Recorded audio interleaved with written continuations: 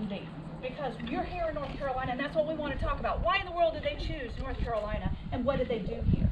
Okay, so I'm going to take you back in time to Dayton, Ohio, in 1896. Now, Wilbur and Orville, they're running a successful bicycle business and a print business. They're doing so well in their bicycle business that they're selling their bicycles for upwards to $100. Now, that's a lot of money back then, so they're doing just fine. But you know, simple things can take you out. And Orville gets sick with typhoid, and he nearly dies. So when he's recovering, Wilbur is trying to cheer him up, so he's reading him stories about this guy they call the Flying Man. His name is Otto Lilienthal, and he has done over 2,000 successful glide flights in Germany, right? So he has many stories written about him. This is exciting to learn about. But the story that Wilbur was reading Orville that day just so happened to be about his death.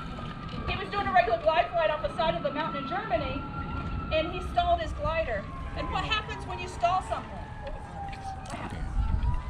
You lose control, and then it goes what? Right out of the sky. Yes, it falls out of the sky. That's it. And he died the next day of his injuries. So Wilbur and Orville are like, who is going to carry this on? And it's something, it sparks an interest in flight, at least enough that they want to research it. They want to figure out what this flight thing is all about. So they get everything that Otto Lilienthal has written, because he's an engineer, so he's written about his experiments. And they also read information by Octave Chanute. He's in Chicago, a little closer to home too. And they start to correspond with him about his experiments. And they also read books written by Samuel Langley. Samuel Langley's running the Smithsonian, and he's doing gliding experiments sponsored by the government. So he gets a little bit more money, a little more fame, and he writes books about it. So Wilbur and Orville, they're reading this information, and by 1899, they've been bitten by that bug. They have actually even adopted a glider that they want to test. This is a biplane glider. However, they're going to do something very different with their glider than anybody else. Most everybody that does gliding experiments, they get into their glider and their legs hang down. And that's how they control it. They'll fling their legs right, or they fling them left and hope they go that direction. Now, sometimes that works, and sometimes it doesn't. And Wilbur and Orville, they do not like those odds. So they want control. And they've come up with a way to control their glider they're going to call wing warping, where they twist the wings similar to the way a bird will twist their wings in order to roll left or right. Now, because birds, they don't fling their legs around. They use their wings. But they need to test it. So they get this glider, they get it, it's like a kite. They get it up into the air, and they have ropes to make those wings twist, like that wing warping. And they're able to control it in Dayton, Ohio. They're able to do that. However, there's a problem. They're missing something very important in Ohio that they need in order to do these experiments. And what do you think that is? Wind. Thank you. Finally, you guys are speaking up. Woohoo! Yes, wind. They need wind. Well, Dayton does have wind, but they don't have consistent wind. And that's what you need for these gliding experiments. You need consistent wind so you can jump into that wind. So they write the Weather Bureau. This is 1899, folks. So maybe those cities you're thinking about, because they're looking for the windiest city, it might not be on that list, right? So they get this list back, and at the top of the list is a city you might be familiar with. They call it the windy city. Oh, that one. Chicago. Yeah, Chicago. You got it. Dayton, Ohio, Chicago, Illinois. Not really far away. You have the state of Indiana in between you, right? They could take I-70. No? No. It's 1899. They could not. It wasn't around. So, and Octave Chanute, he's in Chicago. He's doing his experiments in Chicago. Well, Chicago's a big city, so the press always shows up. Now, he doesn't mind, because he shares his information with the world about his experiments. However, Wilbur and Orville, they don't want to share their information, because this wing warping is something new, and they don't want anybody to know just yet, right? Because they don't know if it's really going to work. And if it doesn't work, the press will make fun of you in a big way, right? And they don't want that either. So they look at that list, and they eliminate any city where the press could possibly show up, and that gets them all the way down to number 6. Number 6 is this beautiful place right here, Kitty Hawk, North Carolina. And they don't know anything about it, so they write the guy that's running the weather station. They have specific needs that need to be met before they're going to travel, because they're willing to travel for these experiments. So they have to have consistent wind, 12 to 17 miles an hour, in order to do these gliding experiments. They also need hills or dunes or whatever to jump off of into that air to get the height. They also need soft sand to land in, because it's dangerous and they don't really want to risk their lives. And open areas so they don't hit anything. because that's important as well. So Joshua Donovan, he's running the weather station. He writes him back and he says, well, wind. Oh, yeah, we got wind. He says when it doesn't stop blowing unless it's changing direction. Sand, my gosh, we got sand for days and days and days. Hills, we got dunes all over the place. Any kind of dune you need. Open area, well, you can see for miles and miles and miles and miles and never run into a single thing. Can you guys see for miles and miles and miles? No. What's getting in your way? Trees. Trees. The thing you're standing right up against, right? That building. All of this stuff is getting in your way. So what I need you to do is use your imagination. Now I have a very faded picture and it was taken by Orville. It's the coffee, but this picture was taken by Orville. And it's him standing on the dune. Now he's not in there, but he's standing on the dune looking down at the camp building and the hangar. Those two dark spots. That's what it looked like. There was nothing but sand here. Orville described this place as looking like the Sahara Desert if you've ever been. Okay? Not a bit of sand or trees or anything in there. Even when you look at that first flight photo, you're going to realize there is nothing in there. So, there's nothing here. All this greenery, that's our doing. Okay? When we wanted to make this a memorial, we planted grass seed to stabilize that dune so it wouldn't move anymore because it moved 450 feet that way. When Wilbur and Orville were here, it was closer to us because they would have never had their camp buildings that far away. Convenience, man, convenience. So, the best part about that letter, though, was not that all of those things, those were good things, but he sent it down here to William Tate, the guy that was running the post office, and he asked William to tell him about the area. Just tell him about the area. And he put on the bottom, Bill Tate put on the bottom, he said, you know what, please come to Kitty Hawk. We'll help you. You'll find that the Kitty Hawkers are most hospitable. We'll help you with any of those experiments, whatever they are. We'll help you. And that is the most promising thing for Wilbur and Orville because they're not seeking outside funding, remember. They're not seeking any money from anywhere. They're totally funding it from their bicycle business and their food business. So they're only able to come to North Carolina when it's the slowest time in their bicycle business. And what time of year would that be? Winter. Winter, you got it, especially in Dayton, Ohio. Maybe not in Florida, but in Ohio, yes. So late fall and winter is when they're going to come here to North Carolina to do their experiments, and then they're going to go back home because they've got businesses to run. So they decide, that part of the letter they say, yes, because if somebody's willing to give them help, they're going to take them up on it. And so they decide to come here in 1900 to test their 1900 glider. So I'm going to walk you guys over to the camp building. That's the next place we're going. But as we walk, I want you to go back in time, go back to 1900, put your mind that way, and imagine this place is nothing but a windswept dune area. You can see the beach, and you can see the sound, okay? So you just have to use your imagination. Okay.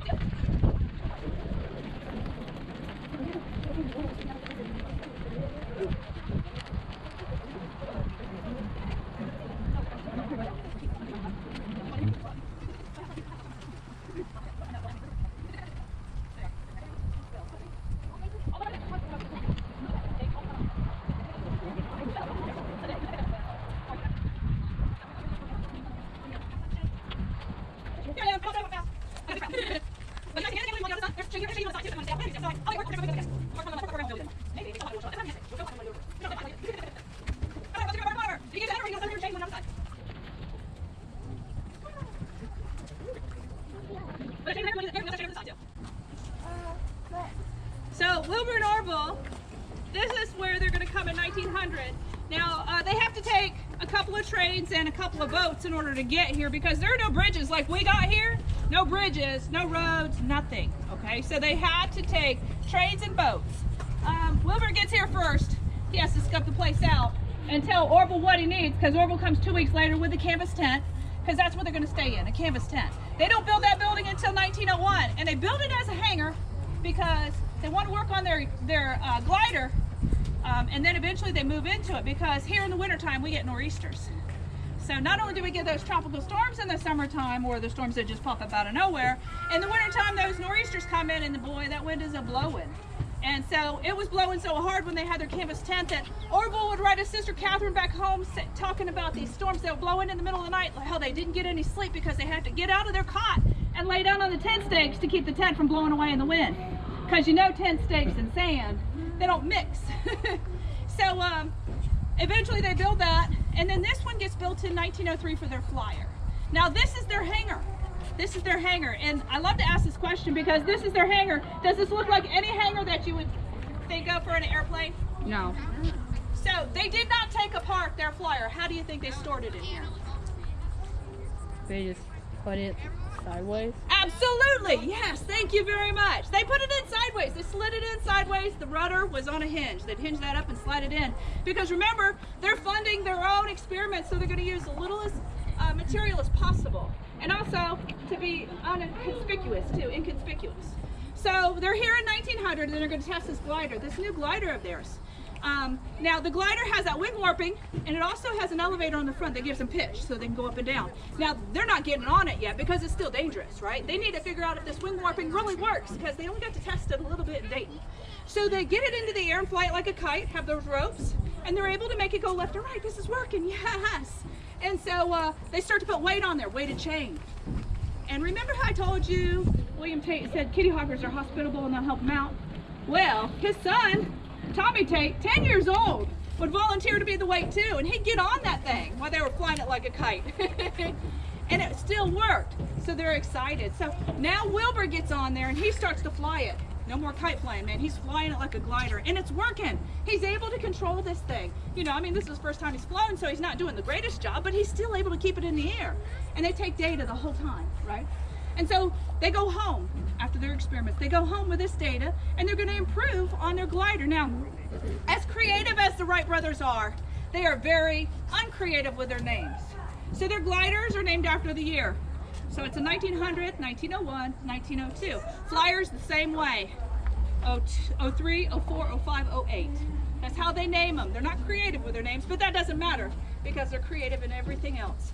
So this 1901 version of their glider, the things that they learned in 1900, they're putting on this 1901 version, and they also want more success. So they're going to use Otto Lilienthal's curves for their wings, right? Because he was so successful, he did 2,000 flights.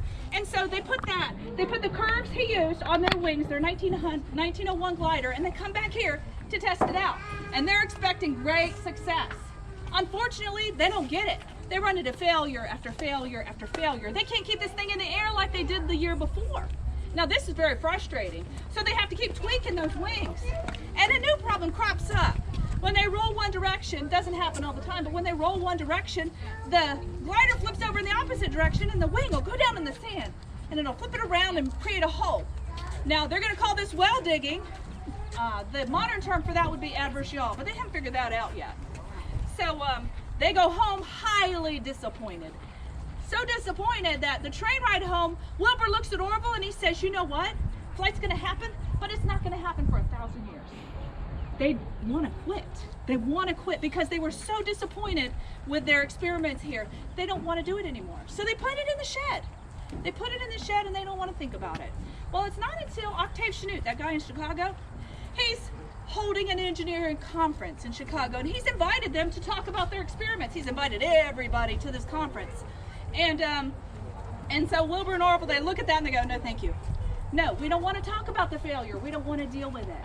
And so they put it away. Now their sister, she gets word of this, and she starts to think about this, and she's like, you know what?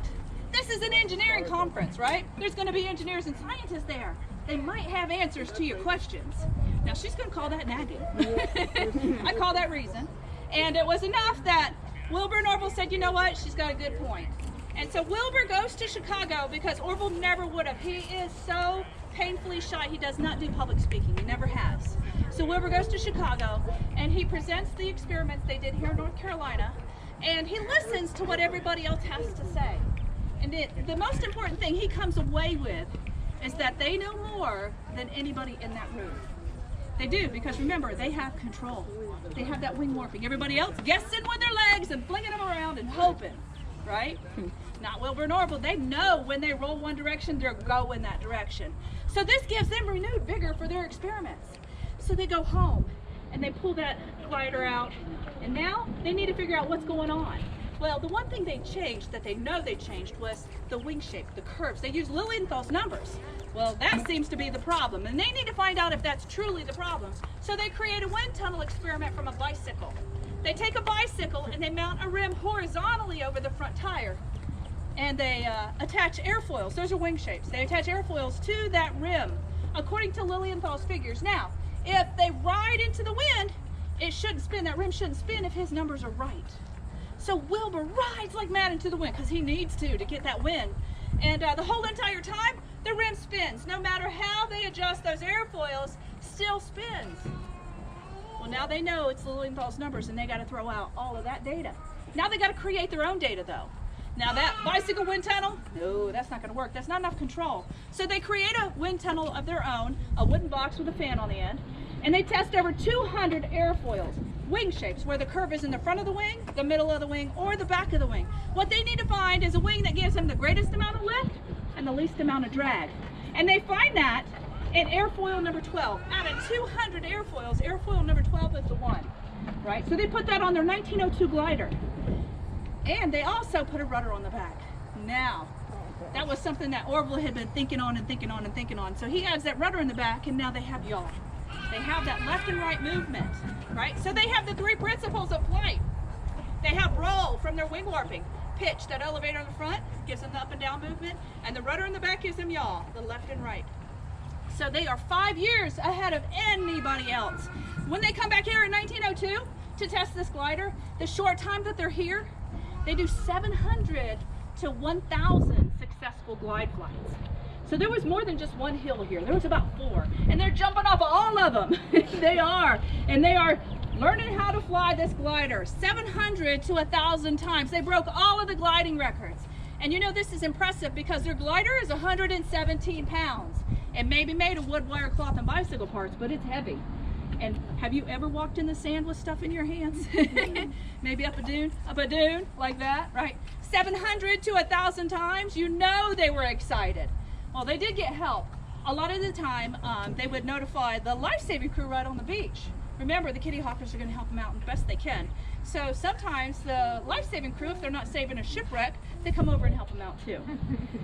So they've broken all the gliding records. They've done everything they could possibly do with a glider because there's a contest. There is a contest to get to flight. What's next? What do you think is the next thing, the next move? They've got control. What do they need now? To have powered flight. What do they need? Precision. Engine. Precision. Precision. Well, that's true. What did you say? Engine. Engine, and what else? Propeller. Yes, propeller. They need an engine and they need a propeller, right? So they go home. Now, this glider, the glider that they had, the 1902 glider, was 117 pounds. Their flyer is going to be 605 pounds. Oh. Still made of wood, wire, cloth, and bicycle parts. They're going to add a couple of things, right? So the engine has to be lightweight, but it has to be at least 8 horsepower to get them in the air. That's it, 8 horsepower. So they write the automobile manufacturers. They're not going to create their own engine when there's other people that are doing it, right? So they write them and see if they can make a under 200-pound engine. And no one can. No one can. So they're back to square one. What are we going to do? Now, they have built an engine for their bicycle shop. It runs all of their equipment on a pulley system. But this is very different, an airplane engine. So, and theirs is heavy. Well, they had actually hired somebody a couple years prior to run their bicycle shop while they were in here in North Carolina named Charlie Taylor. Charlie Taylor was an excellent bicycle mechanic, but beyond that, he was an excellent machinist. And he got with them and they designed an engine, a 4-cylinder engine, and he machined it out of this lightweight metal called aluminum. And it worked. But it worked so well that it wasn't 8 horsepower, it was 12 horsepower. Let me tell you how excited they were. They were so excited. They have a more powerful engine, lightweight to boot. Now all they need is a propeller. So what's flying in 1903? Nothing. Nothing is flying. So they don't even have an idea. They don't have an example of what to use for a propeller. So they think on it and think on it. Now they do try a boat screw, stretch that out, you know, the rudder on a boat, but it doesn't work.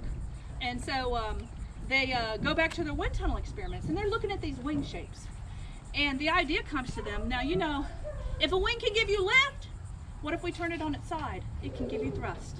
And that's what they do. They take a wing shape, they twist it and they tweak it, they stretch it out to 8 feet long. And they test this propeller that they just made, and it is 81% efficient. Today's propellers are 84% efficient. So when I say the Wright brothers should have patented the propeller, So they put 2 propellers on the back because one doesn't give them enough thrust, and they have to go in opposite direction in order to go straight. Now, the thing though, their bicycle shop is maybe as wide as this, so, and it's full of equipment, so they've never put that whole flyer together, parts and pieces, but never the whole thing. So they ship it down here to North Carolina in September of 1903. Now they promised their family they'll be home by Christmas. We'll be home by Christmas. We'll be done, right? So they come down here, start to put that baby together. Now you know with something brand new you're going to run into problems, right? And that's exactly what they do. They run into problems. They run into problems with the engine. Well, when you start an engine, it vibrates.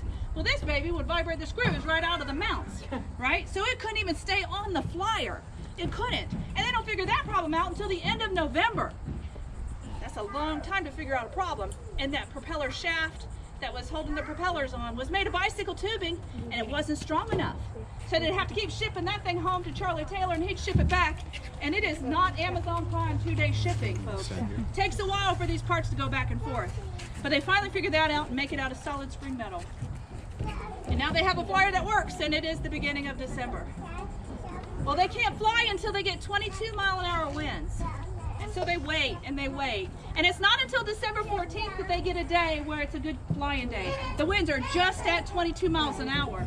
And so Wilbur and Norfolk decide this is going to be a good flying day. And they also decide they're going to fly from that hill. Now remember, that hill is 450 feet closer to us. And they would get help. They'd put a flag on the side of the hangar, and that would notify the life-saving crew. Those guys helped them put the rail halfway up the hill, the 60-foot rail, and then they put the flyer at the top of the rail. Now the next thing, Wilbur and Orville have to decide who's going to be first. They have to decide this. Now the question I like to ask you guys is, if you have a sibling, a brother or a sister, how would you decide who would be first? How would you do it? The oldest. The oldest? Flip a coin? What else do we got? Ah, thank you. That's the one I'm always waiting for. Rock, paper, scissors. What'd you say? Push them on a plane. What's that? Push them on. Push them on the plane? Okay, so he's forcing. What else do we got? Wait. Wait. Okay, yes, wait. That's a good one, right? What else? Now, are you thinking about your sibling and how you would decide? Oldest. Okay. What's that? No, that's it? That's all I got? Okay, so... All right, now I'm gonna go with his, because I called my sister Kim. Now I have a sibling. She's an older sister, and she's in Jacksonville, Florida. That's where I'm from. And I said, hey Kim, how would we decide? And she said, oh Amy, she said, we'd be rolling around on the ground. And she's not lying, because we both want to do it. So we would really fight over this. We would. Now she's bigger than me, so she'd win. However, all the way to the flyer, I would try to trip her so I could get on it. I'm not lying. This is how we get along. Wilbur and Orville, though, they have a better relationship. They've been living together and working together 24/7. So sometimes, even when they get in an argument, by the end of the argument, they're arguing the other person's point of view. This is just how close they are. So they flip a coin. They flip a coin. And the oldest wins. So the oldest wins. So Wilbur wins that coin toss, and he gets up on that flyer. And when he's ready, when he's good and ready, he releases that loop. And the flyer goes nowhere, because they had to put pegs so it wouldn't go down the hill. They have to lift up the flyer, remove the pegs, and then they let it go. And as the flyer starts to head down the hill, the slope of the hill, the power of the engine, and the wind died down just a little. Wilbur realizes that, and he pulls back on that elevator. And when he pulled back on the elevator, he gave it too much lift. And he brought it up 50 feet, and he stalled it. And what happens when you stall it? Go down. It goes down. You got it. It falls right out of the sky. And that's what it did. It fell right down on the front of the flyer. Now there's an elevator on the front of the flyer, and he broke it. He broke it, and they took a picture of him, and so he was just like stunned, right? But he didn't get hurt. He didn't get hurt, but he did break the elevator, and they're going to take 2 days to fix that. So they fix it, and in the meantime, they also think, ooh, that hill is not a good idea. It's not a good idea because it provides assistance. And if they need unassisted, heavier than air powered flight, they need to do it from flat level ground. That's the only way they're going to be in the record books. So they decide to put the flyer over here at flat level ground. You guys want to join me over first flight? I got 5 minutes left. That's all.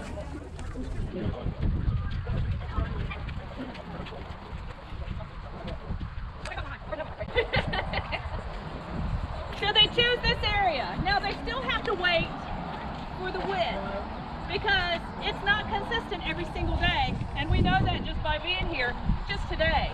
It's changed direction. It's cooler today. So the wind doesn't come back up until December 17th. They poke their head out of that camp building and it is 32 degrees outside. All of the puddles that were around here frozen. They're all frozen. The winds are gusting at 27 miles an hour from the north. North winds are a lot colder. So it's coming from the north, so they go, woo, it's too cold. Let's wait. Shut that camp door back up. Now they're waiting for it to warm up just a little bit. And none of that happens. Conditions still stay the same. So at 10 o'clock they go, you know what, it's now or never. We promised our family we'd be home by Christmas. We can't be messing around. So they put a flag on the side of the hangar and it notifies the life-saving crew right there on the beach. No, they have their binoculars looking for those shipwrecks. And, oh, Will and Orb, they need some help. So they come over, 5 guys come over to help them out with this flyer, and they put the flyer on the end of the rail right over there. Now, Orville has always been the one to take the pictures, but guess what he's not doing today? He's not taking any pictures because it's his turn to fly, right? Because they take turns. So Orville asked John Daniels, one of the life-saving crew, to take the picture. Unfortunately, John Daniels has never seen a camera before in his life. So Orville says, it was one of those squeezy bulb kind. He said, all you gotta do is squeeze the bulb. As soon as you see the flyer get airborne, that's all you have to do. So John's like, okay, and he stations himself behind the camera. Now, Wilbur and Orville, they shake hands. We don't know what they said because the engine was so loud. But Orville gets onto that flyer, and when he's ready, he releases that loop. And so the flyer gets moving down the rail. And at the 40-foot mark, where that boulder is, it got airborne. It got airborne, and he flew for 12 seconds, 120 feet, to that very first marker, just like this. Because this is the first time he's ever flown, right? And in 27-mile-an-hour winds with that elevator, it's really hard to keep that thing straight. But he flew, he flew. He got off of that flyer and he went over to John Daniels and he said, did you get the picture? John said, I'm so sorry. He goes, I don't know, I was so excited, I don't know if I squeezed the ball.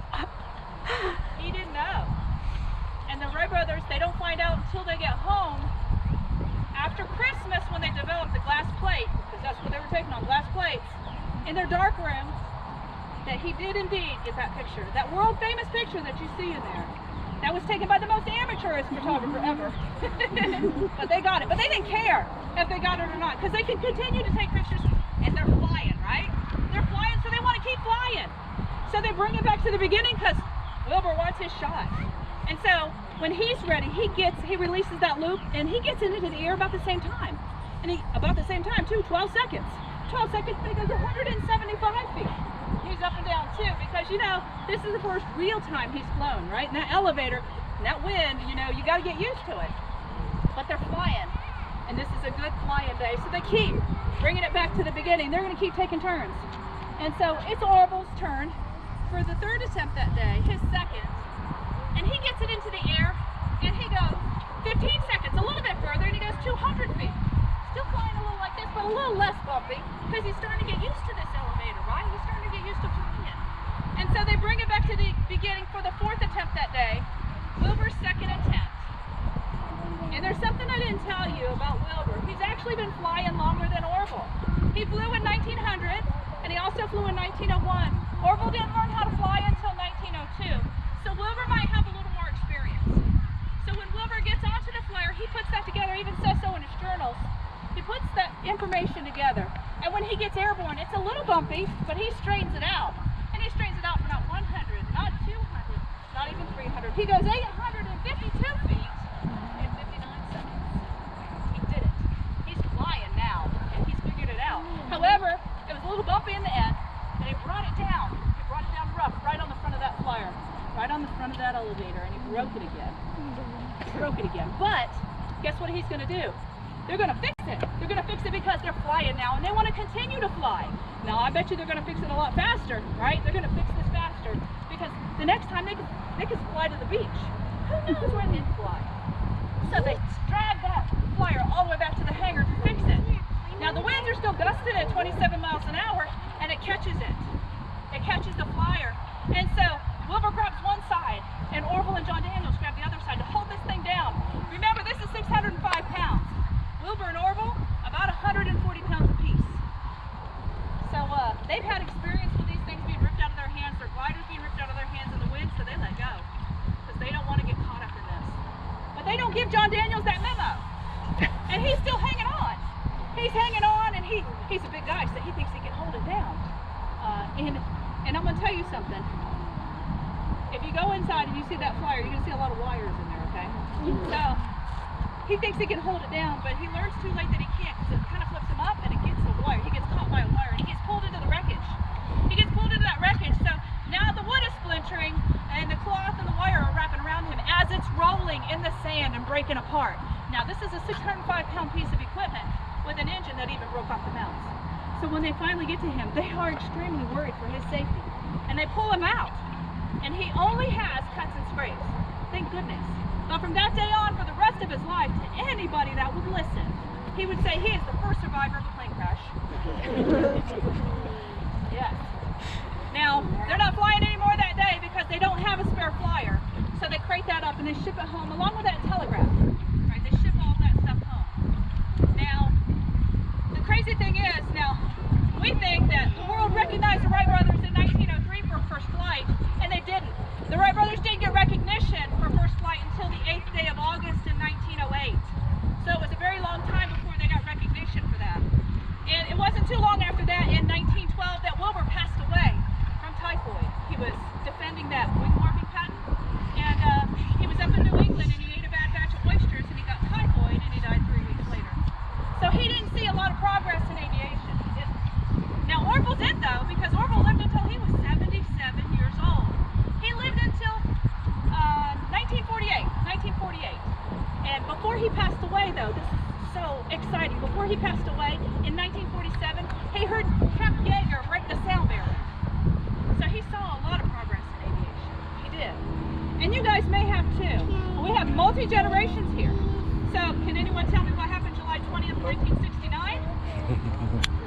Yes, we walked on the moon. Some of us may have seen that, some may not, some may have read about it, or even are learning about it. That gentleman that did it, that astronaut Neil Armstrong, he's from Ohio. He's from Wapakoneta, which is a little north of Dayton, Ohio. And he took a piece of that 1903 Flyer wing, the material and propeller, to the moon. So he took Wilbur and Orville to the moon. And I tell you that because it's in our visitor center. You can see it. You can see it. And this year, July 20th, 2019, is the 15th anniversary of walking on the moon. So there are a lot of things that we may have seen as a collective group or are going to see in aviation. And the one most important thing